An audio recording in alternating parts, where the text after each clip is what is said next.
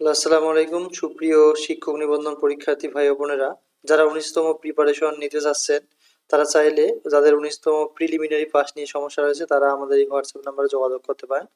আর যাদের written suggestion লাগবে তারাও আমাদের ওই হোয়াটসঅ্যাপ নাম্বারে যোগাযোগ করতে পারেন। এখানে বিস্তারিত লেখা আছে। আজকে আমরা আলোচনা করব 329 কোড 7 সাবজেক্ট এবং 10 ইউনিটের 19তম শিক্ষক নিবন্ধন পরীক্ষার একটা সাজেশন দেব। এই প্রশ্নগুলো থেকে আসলে 19তম রিটেন পরীক্ষার মধ্যে ইনশাল্লাহ কমন থাকবে। আপনারা জানেন যে আমাদের 18তমতে প্রায় 95% প্লাস কমন ছিল, 19তমতেও ইনশাল্লাহ কমন পাবেন। তো যারা এখন থেকে রিটেন প্রিপারেশন নিতে যাচ্ছেন তারা এই সাজেশনটি ফলো করতে পারেন। চলুন আমরা আমাদের মূল আলোচনায় চলে যাই। 10টা ইউনিট থাকে, আপনারা জানেন যে আমরা প্রতিটা ইউনিট থেকে প্রশ্ন এরকম করে পাঠ করেছি, আপনারা প্রশ্নগুলো জেনে নিতে পারেন। এগুলো 19তম শিক্ষক নিবন্ধনের জন্য মোস্ট ইম্পর্টেন্স।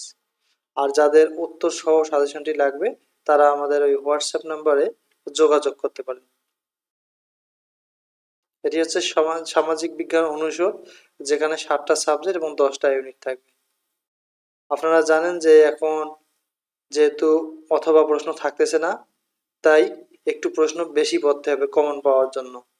আর রিটেন পরীক্ষায় পাশের জন্য পড়ার চেয়ে লেখার উপর বেশি গুরুত্ব দিবেন, কারণ লেখা ভালো হলে কিন্তু পরীক্ষা নিশ্চিত পাশ করা সম্ভব। লেখার উপর ডিপেন্ডস করবে আপনার রিটেন রেজাল্ট।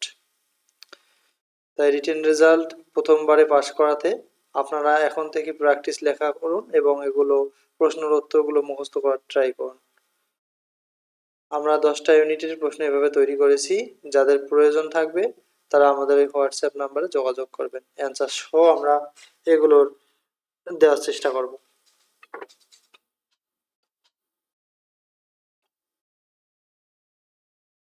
আমরা স্ক্রল করে যাচ্ছি, আপনারা চাইলে এগুলো লিখে রাখতে পারেন যেগুলো মোস্ট ইম্পর্টেন্স 19তম শিক্ষক নিবন্ধন পরীক্ষার জন্য।